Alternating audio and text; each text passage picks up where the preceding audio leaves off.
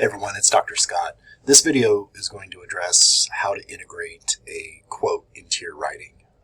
And it's for students that are in English 1101 that need to show me that they get how to do this thing in their reflection essay. So I'm going to change screens here in a second, take you to a reading that I've assigned to some students that I've been able to meet with, and kind of quickly walk you through what that reading talks about. And then I'm going to give you an example and a metaphor of thinking about how to integrate quotes and give you an example of what it looks like when you do it well. So give me a second and we'll get started. So when I teach English 1101 and I want to teach students about how to integrate quotes, this is a reading that I often use. So it's a resource and it's going to be linked along with this video up in Blackboard. And I recommend you give it a quick read. It is broken up into sections, like there's a couple pages where you have an introduction, and then it gets into the annoyances. And these are annoyances that people do when they're trying to integrate quotes and they're not aware of the different conventions and the different unspoken rules when it comes to integrating quotes. So one is armadillo roadkill, just dropping in a quotation without introducing it first. And then we have dating Spider-Man, which is beginning or ending a paragraph with a quotation. And then we have Uncle Barry and his Encyclopedia of Useless Information, and that's where you just stack a bunch of quotes and your research on top of each other without explaining things. And then we have Am I in the Right Movie? That's when the grammar of your writing doesn't fit with the grammar that's in the quote. And so there's a good example down here of that. Therefore, the author warns that a zombie's vision are no different than those of a normal human, and it should be is. And so to fix that, you would write is after vision, and then you would move that quotation mark over here to no and not use the word are. I can't find the stupid link, and this one's actually an annoyance that's pretty important that you figure out, and it kind of raises some red flags for faculty sometimes when they read your work.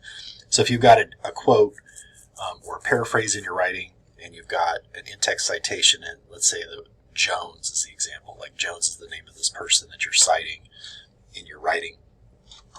And then when you do that, the assumption is that when somebody goes to the list of works cited, the word Jones is going to show up on the left-hand side in the margin as the first word that we'll see on the left-hand side. And if it's not there, that's the stupid link thing. So you don't have things linked up. So the fix for that is to make sure that you keep in mind that there's an assumption that the first letter of a citation will be the letter to look for in the list of works cited. So under J, we should see Jones.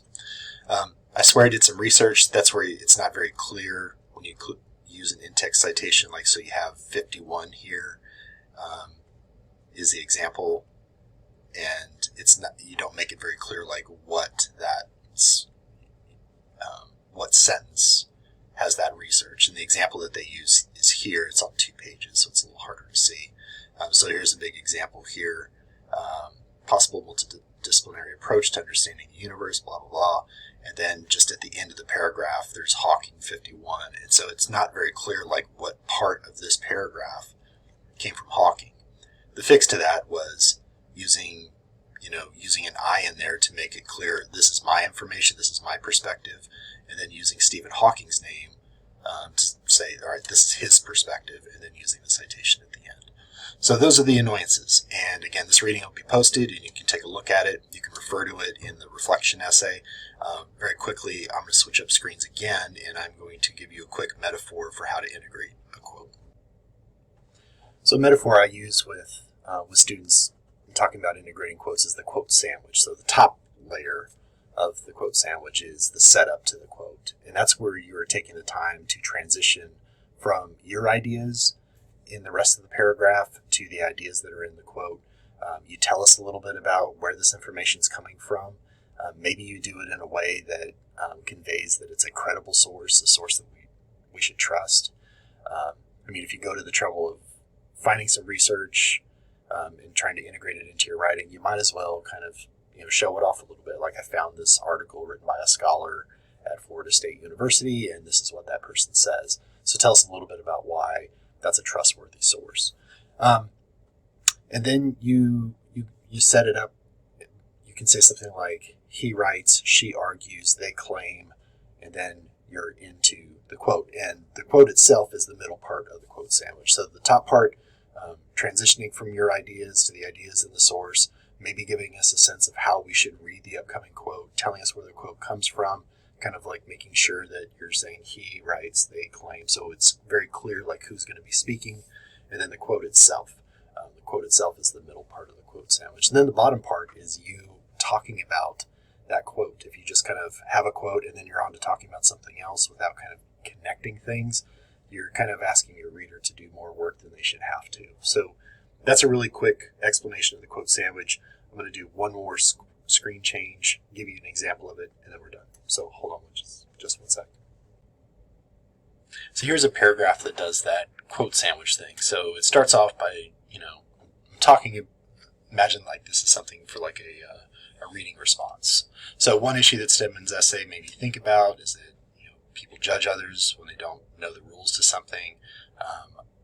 Talk about my experience with that, and then I'm coming to the quote and I say, Stedman, who teaches at Central Florida University, wrote that sometimes when you don't do what's expected of you in your writing, you'll be slotted into positions that might not really be accurate.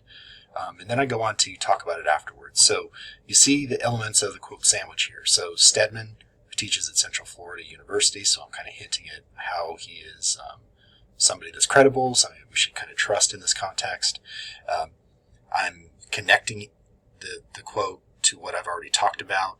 I talked about kind of being judged based on something that's not really fair, and I kind of hint that Stedman is going to kind of repeat that or kind of emphasize that in the upcoming quote, and then I'm talking about the quote afterwards. So top, middle, bottom. So that's it for this short video. I chose this issue and well-developed paragraphs because these are issues that often come up when I teach English 1105, the course that you all are going to be going into hopefully in the spring.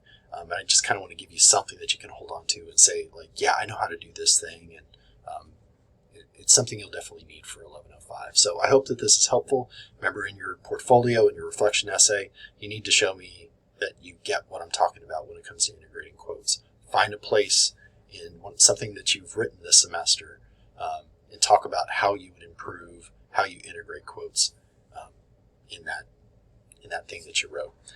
Show me that you know how to do that. Put it in that reflection essay. You'll be good to go. Okay, that's it for now. Thanks.